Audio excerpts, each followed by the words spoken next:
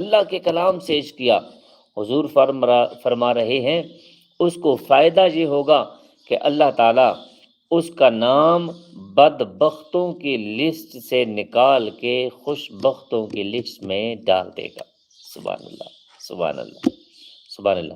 اگر آپ کو میری بات یا حدیث رسول پسند آئی ہے تو آپ کو نیچے کمنٹس میں سبحان اللہ لکھنا چاہیے، اور ہمارے چینل کو آپ سبسکرائب کرتے جائیں، مہربانی فرمائیں اور ہمیں سپورٹ کریں۔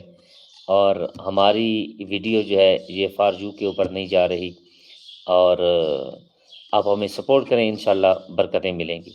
تو سبحان اللہ لازمی لکھیے گا۔